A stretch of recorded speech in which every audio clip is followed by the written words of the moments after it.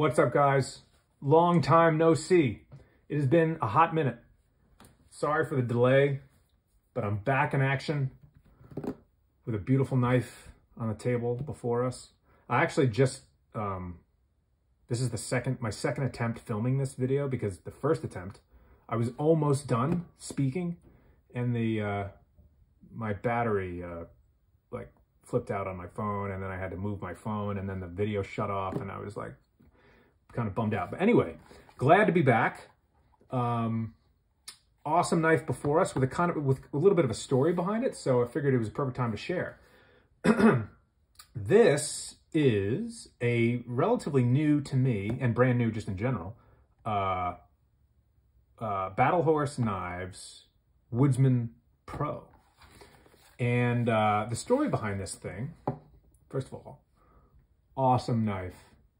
So old design, this thing's been around the block, but this knife is brand new to me, although I just got it, and without even thinking about it, I just started cutting up pork shoulder that my wife cooked for the kids with this thing, and it's already starting to patina, which is fine.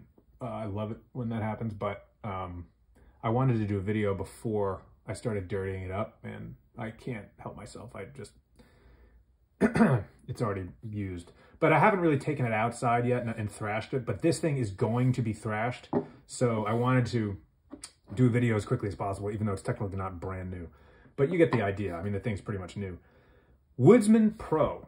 Many of you might remember how popular this knife used to be back in the day, when knives, like the whole knife industry was like starting to blow up again. I don't know if it ever went away, but knives, like outdoor knives, Woodsman knives were really getting popular like 15 years ago, 10, 15 years ago. And the Woodsman Pro was like a staple even then. Like guys, like a lot of professional hunters and bushcrafters were using the Woodsman Pro for a long time. Awesome knife. It's like just a well-designed, well-known blade. So I had my eye on this thing for a very long time, but I never pulled the trigger, mainly because as I started getting into the hobby more of bushcrafting and like going out in the woods, hiking, doing like heavy hikes, stuff like that, long hikes, I was more interested in knives where it had a little bit more of a bushcrafting focus to it. Not that I'm some crazy bushcrafter, because I'm not. Like I'm not going out in the woods and like surviving on, you know, carving tents and you know, making spoons and forks and spatulas and all that good stuff. Although and bowls, I do that stuff though, but I more just dabble in it. I'm not some kind of like pro bushcrafter, but I love to do it. My main thing with bushcrafting is firecraft. Big fan of fire making. I baton a lot of wood. I carve a lot of feather sticks. I scrape a lot of ferro rods. I do all that kind of stuff. This thing's awesome 90-degree spine, so I'm looking forward to doing that. Point is though, for a while, I gravitated away from the Woodsman Pro, even though I had like so much respect for it forever. Mainly because the handle, my hands, I don't have huge hands, but I have sized large hands. And I always appreciated in a bushcrafting knife when the handle was bigger, like oversized, thicker, broomstick style. My hands just need the support. You know, so not that this knife doesn't give you that, because it certainly does, but there are other knives, like a lot of LT Wright's knives. He makes like these huge handles. They're great handles for bushcrafting. So that's kind of what I would gravitate to. But like through my evolution of being out in the woods and hiking and camping and bushcrafting and hunting, that was just it, hunting. Because within the last 10 years, hunting has really become like a passion. And it's like my favorite thing in the world to do. And I have a hunting trip coming up, and I wanted to grab a new blade. And the reason why this knife came top on the list for me is, for the longest time, like I would go out in the woods and I would just bring my bushcrafting knives. But then when I started hunting, like I had very specific hunting knives that I would use. I would never bushcraft with those knives. I would just hunt with those knives. And arguably, you could make the case that maybe hunting knives and bushcrafting knives should never marry. They're different. I could see that in some sense, especially how the knife is designed physically. But more like philosophically, I was always attracted to this like one tool option kind of a thing. Not necessarily a survival knife, which is what you would think of as a 1-tool option, you know, like 5-6 inch blade, 3/16 thick, 90-degree spine, what have you. But more like a 1-tool option for me, which is like the amalgamation of a bushcrafter and a hunter. As I got more and more into hunting, as I say, like when I would go out into the bush just for hunting, I would leave like all my awesome knives that were for bushcrafting, because I couldn't, not that you can't use a bushcrafting knife for hunting, but it's not the same thing. Like a hunting knife needs to excel in side holding and like the pinch grip and side holding, you know, like, whereas bushcrafting for me is like reverse grip and hammer grip, you know, but it's not as important for a bushcrafter to be great, like really great in side holding. But a hunting knife has to do it. And so the long story short with the Woodsman Pro here is what brought me back. I always had a lot of respect and loved this knife and wanted it. But what brought me back to it was that this became like, I saw the original value, like why this knife was so popular for a long time, hit me in the face, because I was like, this to me is a 1-tool option. This is like a bushcrafter hunter knife. It still has the support in the hand for feather sticks, fire making, ferro rod scraping, batoning, whatever you need to do. It's neutral enough in the hand where you could do reverse grip really well. You could do hammer grip really well. You could even do saber grip really well with this thing. There's a guard here, so you know, saber grip is really good.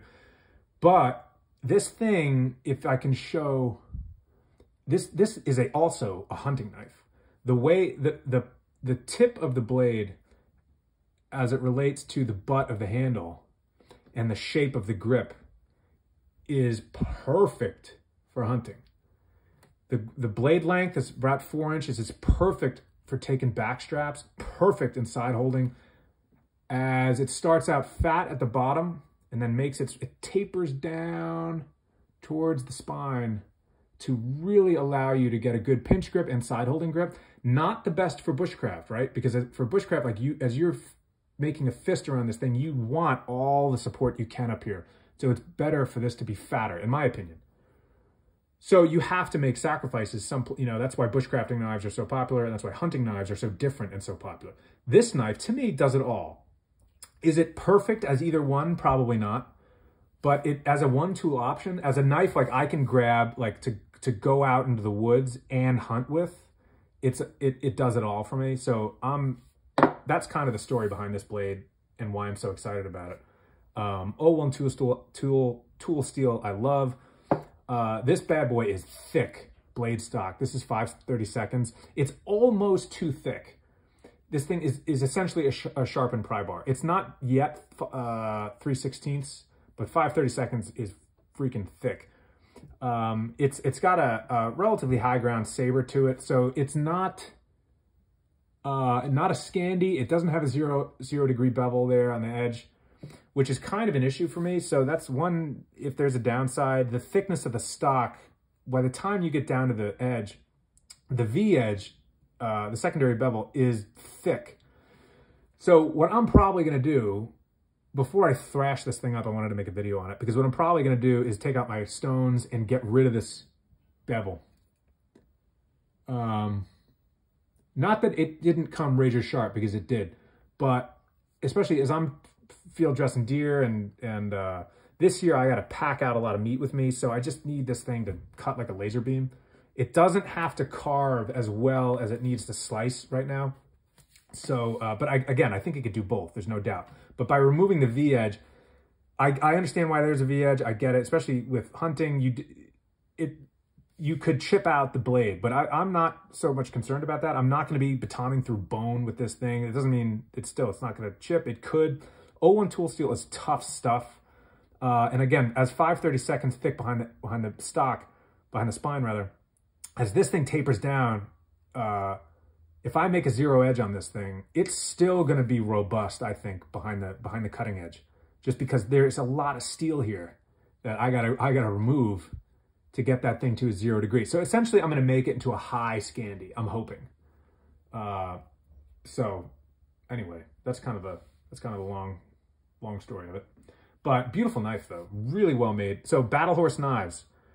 Many of you know blind horse knives, battle horse knives. LT Wright knives. Blind horse is no longer a thing. They split up into Battle Horse and LT Wright. I love LT Wright knives. I have a bunch of them. They're phenomenal. This is my first Battle Horse knife. And man, it's just a cool blade. There's no doubt about it. This thing is the Woodsman Pro. Just, I can tell, is going to live up to its name, because you can do pretty much anything with it in the woods with this thing well. Meaning you can hunt and bushcraft. You can carve trap triggers with this thing. You do anything you need to do with it. You know, you can build fires with it. You can build shelters with it. You could hunt with it, all in one tool. I dig it.